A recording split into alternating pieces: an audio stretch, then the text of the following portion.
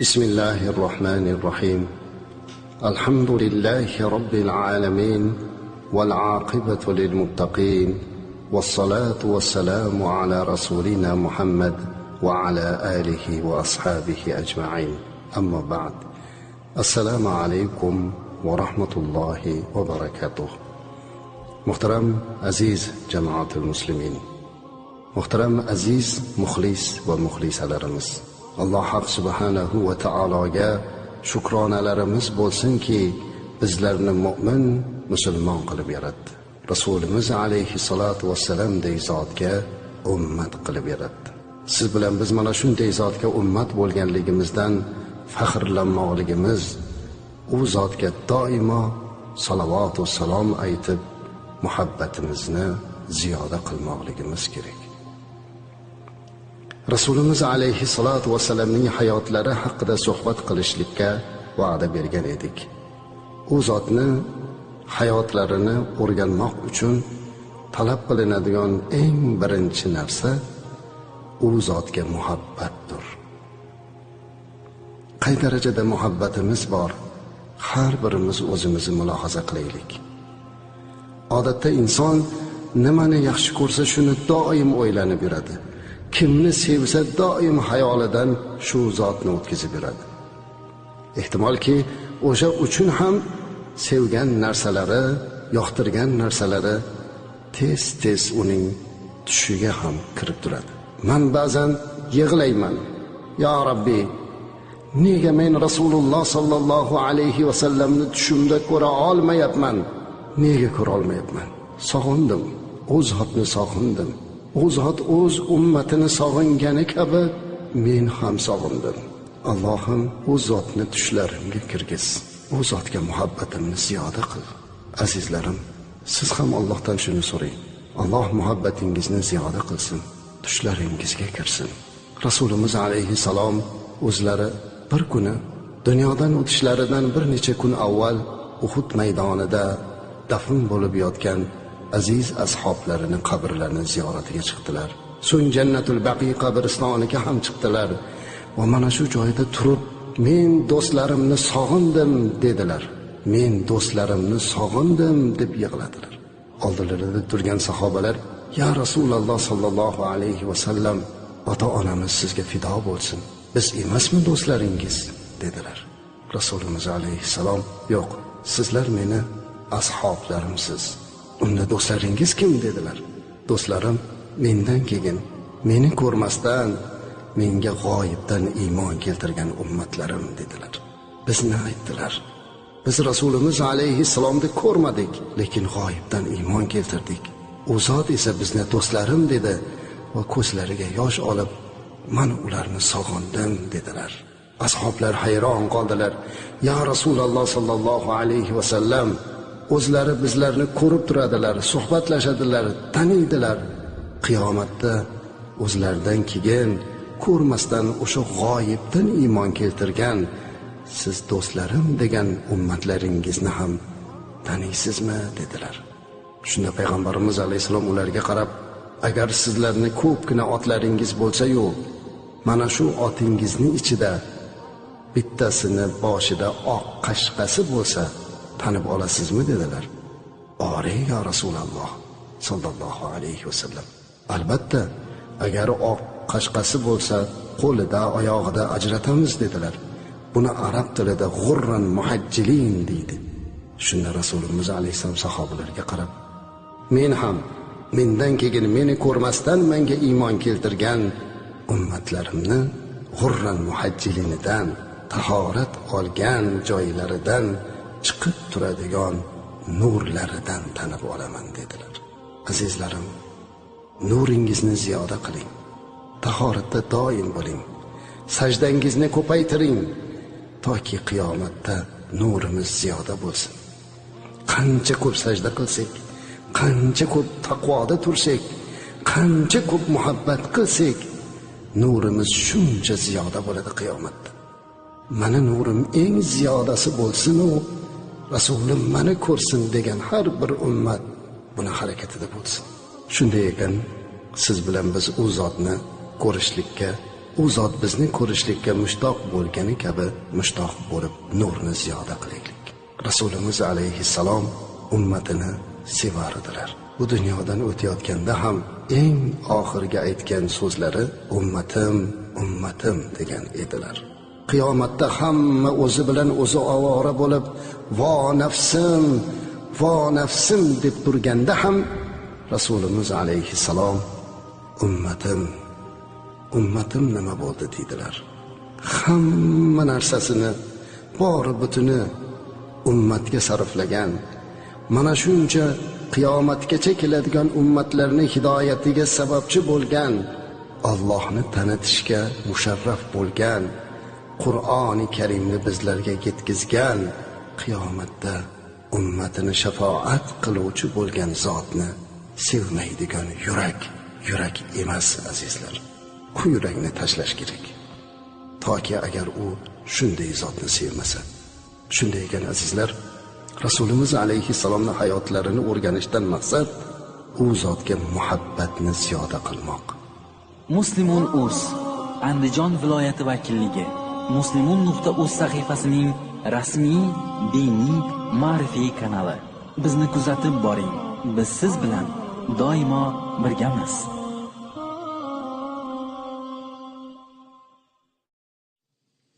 Bundan 14 asr muqaddam mana shu siz bilan biz bugun suyib eslayotgan mahbub payg'ambarimiz alayhissalom tavallud qilgan edilar.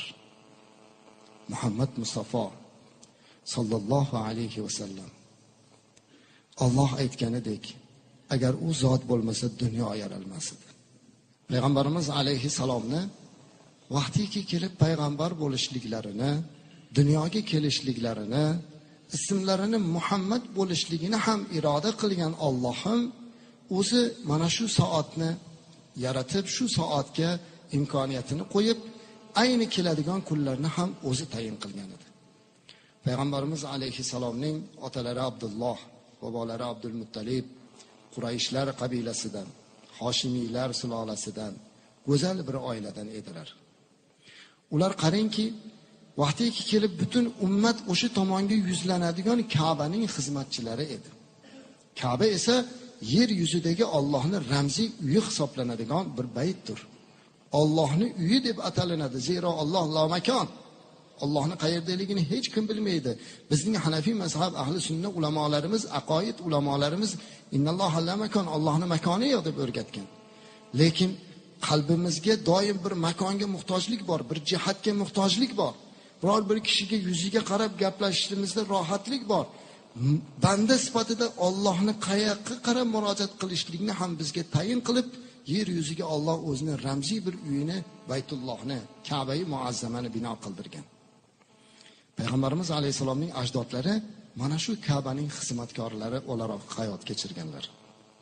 Lekin u oilada Odam alayhissalomdan beri silsila, o'sha Ibrohim alayhissalom, Ismoil alayhissalom dedilar. Mana Mavludi Sharifda ham keladi, boshqa tarixiy sirat kitoblarimizda ham Ismoil alayhissalomga olib borib payg'ambarimiz sollallohu alayhi vasallamning shajaralarini taqiydilar, silsilani ulaydilar. Mana shu silsila to Rasulimiz alayhissalom tug'ilgunga qadar o'tgan ajdodlarini hammalarini oilalarida hech kimni aqli yetmaydigan, tasavvur qilmaydigan ajib bir karomat bor edi. Kim?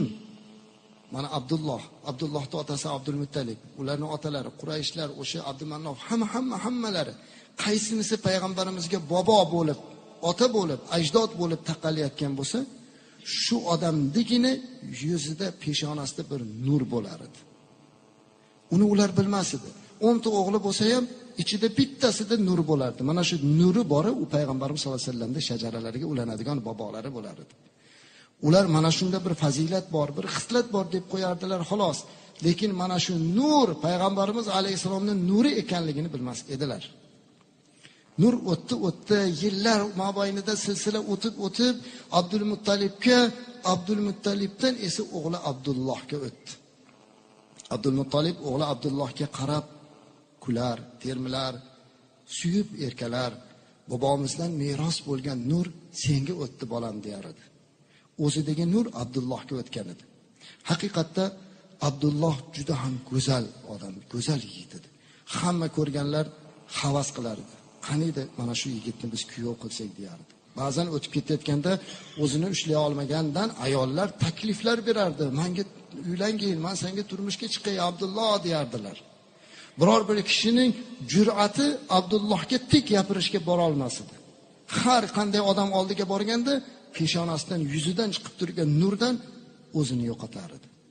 Abdulmuttalib ham shu o'g'lini boshqacha ko'rar edi. Qaror qildilarki, mana ham bir endi ota bo'lib o'g'lim Abdullohni uylasam, bu yuzlari munavvar o'g'limga kimni kelin qilsam ekan dedilar.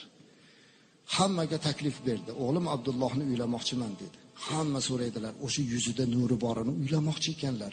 Peshonasida ajib bir istarasi bor o'g'lini uylarkan. Hamma orzu qilyapti qudachilik rishtasini bog'lashlikka. Bu xonadonga kelin topishar, bu xonadondan kelin topar. Abdullohning otalari Abdulmuttalib borardilar-da, kelinni oldiga borar, xonadonda gaplashar. Hamma yo'g'i yaxshi bo'lar edi, ammo nimagadir qalbida muhabbat tuyg'usi yo'qolib qolaverar edi. Shuni kelin qilaman deb borgandan keyin o'sha joydan aynib, qani bir o'ylanaylikchi deb qaytib kelardi. O'zlari ham bilmasdi nega bunday bo'layotganini. Haqiqatda ham bilmaydilar, chunki Abdullohning jufti halolini kim bo'lishni yaratganini o'zi ixtiyor qilardi. Chunki bu buyuk juftlikdan buyuk bir zot dunyoga kelishligi kerak edi. Ana shuning uchun ham Alloh taolo bu qalbdagi muhabbatni sug'urib kutib turdi. Oxiri xabar keldiki, shu o'zimizning qabilamizdagi Vahb degan odamda bir qizi bor ekan, Omina degan qizlari bor ekan. Uni yuzi ham xuddi Abdullohning kabi nurli ekan dedilar. Yuraklari jig'illagan Abdulmuttalib shuni ilinjida bordilar. Haqiqatda ham Abdulloh o'z xonadonida qanaqa nufuzga, qanaqa hurmatga, qanaqa go'zallikka ega bo'lsa, Omina qizlari ham xuddi shunday ekan. Ikkita bir-biriga mos bo'lgan juftlikni ko'rdilarda, mana shu qizni kelin qilishlikka qaror qildilar. Bu juftlikni Allohning o'zi iroda qilgan edi. Buyuk zotning onasi kim bo'lishligini ham Allohning o'zi tanlagan edi. Omina onamiz bilan Abdulloh orasida buyuk bir rishta, buyuk bir nikoh bog'landi. Keyin aytib o'tishligimiz kerakki, Mavlud Sharifda zikr qilganidek, Payg'ambarimiz alayhissalomdan to yuqoriga qancha ajdod ketgan bo'lsa, birortasi benikoh turmush qurmagan. Hammasida sifohlik bo'lmagan, nikohlik turmush bo'lgan. Abdulloh bilan Omina onamizni nikoh qildilar. Buyuk bir juftlik paydo bo'ldi. Omina onamizni olib keldilar. Abdulloh otalari Abdulmuttalibdan duo olib, yangi rafiqasining huzuriga kirib ketayotgan edilar. Ibn Hishom degan ulug' tarixchi olim o'zlarining Siyrat-i Nabaviyya degan kitoblarida Ibn Ishoq degan olimning kitobidan bir parcha keltiradilar. Bir voqeani yozadilar. Keling voqeani eslaylik. Abdulloh otalaridan duo olib, Omina huzuriga kirib ketayotgan edi. Yo'ldan bir ayol chiqdi. To'xtatib, "Siz Abdullohmisiz?" dedi. "Ha, Abdullohman." "Abdulmuttalib o'g'lisiz, shunday. Sizni qidirib kelgan edim. Xizmat singlim" dedi. "Sizga turmushga chiqmoqchi edim" dedi. "Kech qoldingiz. Men uylandim. Hozirgina nikohlandim. Hozir otam Abdulmuttalibdan duo oldim. Rafiqamning huzuriga kirib ketyapman" dedi. Qiz yig'lab turib oldi. Hattoki agar siz menga uylanmasangiz o'zimni jonimga qasd qilaman degan gaplarni gapirdi. Hayron bo'lgan Abdulloh otasi Abdulmuttalibga bir ayol keldi. "Juda qiynayapti, sizga turmushga chiqmasam bo'lmaydi" deyapti. "Nima qilay?" dedi. "O'g'lim, bugun birinchi hayotingizdagi barakali, fayzli kunda yomonlik bilan boshlamaylik. U qizni yupating. Sabr qil. Bugun otam nikohlagan qizning huzuriga kirmoqdaman. Sabr qil, ertaga seni ham nikohimga olay deb ayting" dedi. U sabr qilsin dedi. Bu gapni aytganda haligi ayol noiloj ko'nib o'tirib qoldi. Abdulloh Omina onamizning huzuriga kirdilar. Bu kecha Alloh ixtiyor qilgan. Alloh taolo o'zi yaratgan bandalarini qachon juft bo'lishligini, birga bo'lishni iroda qilgan kun edi. Abdulloh Omina onamiz bilan uchrashdilar, suhbatlashdilar. Ertalab chiqsa, haligi ayol ketmasdan kutib turgan ekan. Shundoq qaradilarda Abdullohning yuziga termalab turib, bir burildida qaytib ketdi. "To'xta" dedi Abdulloh. "Ey ayol, kecha men uchun joningni fido qilayotganding. Nega burilib ketyapsan?" "Sizga haqiqatni aytmagan edim" dedi. "Men akam bilan birga barcha avvalgi kitoblar, Injil va Tavrot hammasini o'qiganmiz. Butun diniy manbalarda o'qiganmiz. Shu kitoblarda oxir zamon payg'ambari dunyoga kelar ekan, mana shu Makka mukarramada tavallud bo'lar ekanlar. U zotni tavallud qildirishga sabab bo'ladigan otasini peshonasidan nur bo'ladi degan o'qishni o'qib, butun Quraysh erkaklarini istab chiqib shu nurni sizda topgan edim. Sizga turmushga chiqmoqchi bo'luvdim. Chunki oxir zamon payg'ambarining onasi men bo'lsam deb orzu qiluvdim, lekin adashgan ekanman. Ertaman chiqqanda sizdan nurni ko'rmadim dedi. Haqiqatda endi bu nur Omina onamizga ko'chib o'tgan edi. Omina onamiz dunyodagi eng go'zal kelinchakka, eng go'zal ayolga aylangan edilar. Dunyoda bunaqa baxtli oila bo'lmagan ekan. O'zlari 2 oygina yashashgan bo'lsa-da, bir-birlariga muhabbatlik, sadoqatlik edi. Abdulloh Omina onamizni kundan kunga yaxshi ko'rib borar, kundan kunga iltifot qilardi. Omina onamiz esa kundan kunga o'zini baxtli sezar, har kuni yangi bir o'zgarishlarni ko'rar, yuzli chiroylilashib borayotgani, badani yengillashib borayotganidan hayratlanardilar. Bir voqea bo'ldi. Qurayshliklar, bilasiz, Makka juda sahro xalq, sahroyi xalq, daraxt yo'q. Abdullohning qalbiga bir xalqi uchun, yurti uchun xizmat qilishlikdek buyuk bir xizmat ilinji paydo bo'lib, o'zining tog'a qarindoshlarini eslab qoldi. Abdullohning tog'alari Bani Najjor degan qabiladan bo'lib, bular Yasribda, ya'ni hozirgi Madinai Munavvarada yashardilar. Ular dehqon edilar. Ba'zi birlari duradgorlik bilan shug'ullanganligi uchun Najjor laqabini ham olgan edi.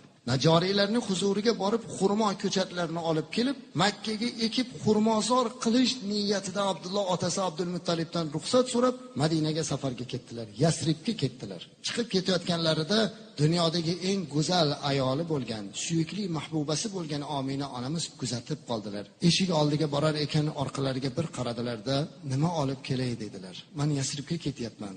Alloh sizni o'z omonatida saqlasin, yaxshi borib keling" deyishdan boshqa gapni aytmadilar. Lekin ikkalasining ham qalbi o'zgacha, niyatlari boshqacha bo'lishiga qaramasdan qalbida ozgina bo'lsa ham bir g'ashlik bor edi. Omina onamiz Abdullohni to qorasi yo'qolgunga qadar orqasidan termilib qoldilar.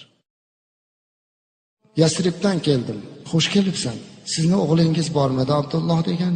"Alhamdulillah, yuzlari munavvar o'g'lim bor Abdulloh" dedi. "Men Bani Najjor qabilasining topshirig'i bilan keldim. Siz sevgan, siz suygan o'g'lingiz Abdulloh Yasribda qazo qildilar, olamdan o'tdilar" dedi. Shu paytgacha juda ko'p musibatlarni ko'rgan bu oqsoqol odam qancha yaqinlardan ayrilganda ham bunday holatga tushmagan Abdulmuttalibning oyoqlari o'ziga bo'ysunmay qoldi.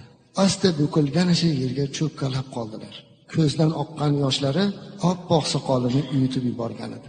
Abdulloh o'g'lini esladilar, ko'zlaridagi nurlarini esladilar, yuzlaridagi istarani esladilar. "Nahot shu o'g'limdan ayrildim" dedilar. Birdan xayoliga endigina 2 oygina yashagan kelini keldi. "Qanday qilib bu gapni aytaman" dedilar. Asta o'zini qo'lga olib hujra tomon yurdilar. Ichkaridan kelini chiqib keldi. "Qizim" dedilar, "Allohning taqdiri ekan, Abdullohdan ayrildik. Yasribda olamdan o'tibdi" dedi. Omina onamiz o'zlarini yo'qotdilar. Chiqib ketayotganda xayrlashgan erini esladilar. Har kuni erkalatadigan erini esladilar. Dunyodagi eng baxtli oilamiz degan kunlarni esladilar. Yig'lab yubordilar. Lekin Abdulmuttalibni ham, Omina onamizni ham qalbiga bitta berayotgan rohat bor edi. Omina onamiz bu rohatni Abdulmuttalibga shunda aytdi. "Bobojon, tug'ilajak nabirangiz endi yetim tug'iladimi?" dedilar. Ya'ni homilador edilar. Abdulmuttalibning qalbida bitta ilinj bo'ldi. "Har qalay o'g'lim Abdullohdan bir meros bor ekan-ku" dedilar. "Allohim, mana shu ne'matingga ham shukr" dedilar. "Abdullohdan ayrilgan bo'lsam, endi nabiram dunyoga keladi" dedilar. Va shu kundan e'tiboran keliniga, qiziga bo'lgandek munosabatni bildirib, dunyoga kelajak nabirasini o'ta intiqlik bilan kutdilar. To'g'ri, unga qadar nechta nabiralar ko'rgan, nevaralar, chevaralar ko'rgandi. Lekin hech qachon mana shu nabirani kutganchalik kutmagan edi. O'zi ham hayron bo'lar, boshqalarga aytar, "Shu nabiramni tug'ilishini boshqacha kutyapman, hayronman" deyardilar. Qalbida muhabbat jo'sh urardi. Ba'zi bir g'iybatchi ayollar esa Abdulmuttalibni gangitib olishma ham bo'lishdi. Oldilariga chiqib, "Ominani tekshirishga ruxsat bering. U homilador emas" dedilar. "Boylikka ega bo'lish uchun sizning uyingizda o'tiribdi chog'i. Homilador ayol bunaqa bo'lmaydi. Na yuzida bir dog'i bor, na ko'ngil aynishi bor, hech narsa yo'q. Homiladorlikni sezmayapmiz, tekshiraylik dedilar. G'azablangan Abdulmuttalib la'nat bo'lsin sizlarga. Meni kelinimni yolg'onchiga chiqaryapsizlarmi dedi. Kelinimning batnida mening o'g'limdan bo'lgan meros bor. Inshaalloh u dunyoga keladi. Sizlar uni yolg'onchi qilmanglar. Kelinim yolg'on gapirmaydi dedilar. Bu gap Omina onamizga kelganda ma'yus kuni kulib qo'ydilar xolos. Chunki o'zlari ham hayron bo'lardilar. Odatda homilador ayollar shikoyat qilar, qo'yni aynilar, qiyinchilikni ko'rardilar. Lekin Omina onamiz esa kundan kunga yengillashib borardilar. Yuzini birorta joyda nuqtadek dog'i yo'q edi. Ko'zlari ham chiroyli, yuzlari go'zal bo'lib borardi.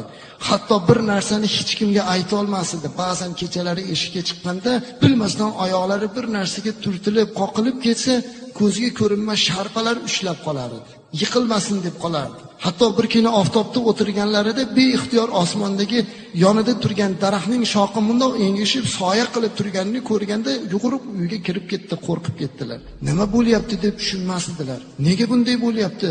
Atrofimdagilar kim ekan? Nega men yiqilsam ushab qolyapti?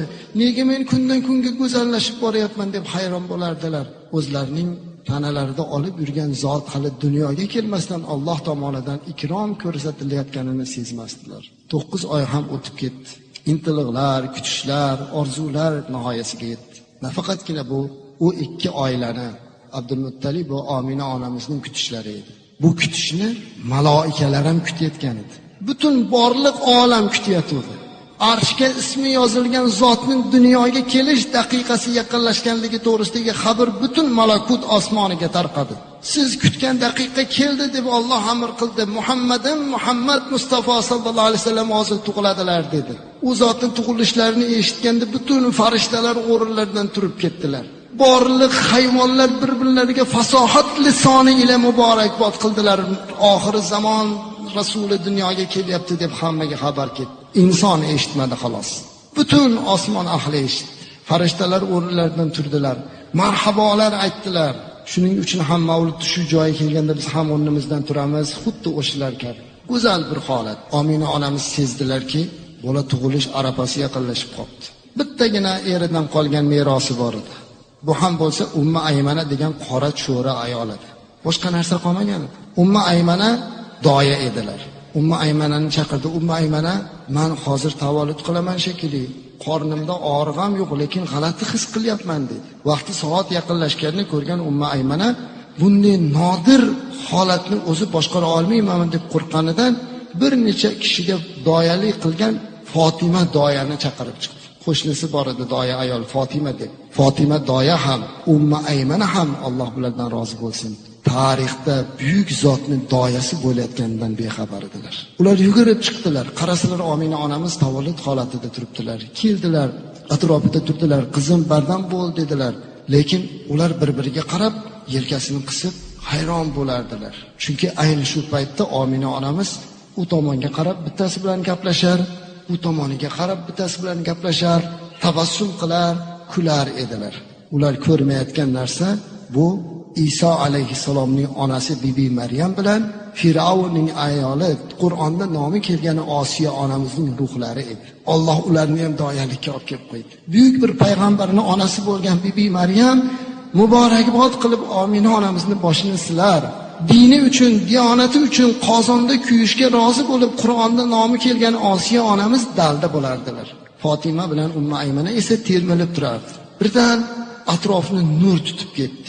Ulamolar kitobda yozyaptiki, mayli deydilar munofiqlar ishonmasin, mayli boshqalar buni ertak desin, mayli mubolag'a desin, lekin bor haqiqat shuki, u zot tug'ilganda osmonga nur taralib butun olam ko'rgan deydilar.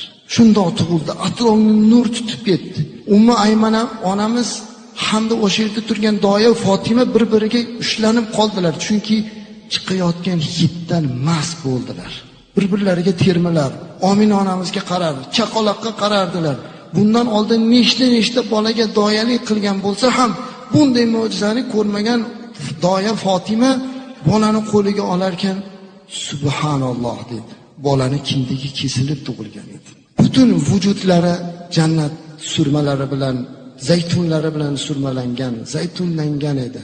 Eng ajablanarlisi, Umma Aymanani ham hatto Omina onamizni ham, butun o'sha yerda turgan ikki doyani ham taajjublantirgan, hayron qoldirgan narsa tug'ilayotgan go'dak qo'li bilan avratini berkitib tug'ilgan edi. Bu holatni qo'liga olar ekan, Fatima doya hayron bo'ldilar. Omina onamizga qarab, "Sen bola tug'mading, farishta tug'ding desam yolg'on bo'lmasa kerak" dedi. "Bunday chaqaloqni ko'rmaganman" dedi. Haqiqatda ham bundagi go'zallik, chaqaloqdan chiqayotgan hid jannat hidi edi. Omina onamizni asta qo'liga berdilar. Qo'liga olar ekan, bolasidan ko'zini uzolmay qoldi. Uzoq termilib turdilar. Yuzlaridan o'pdilar.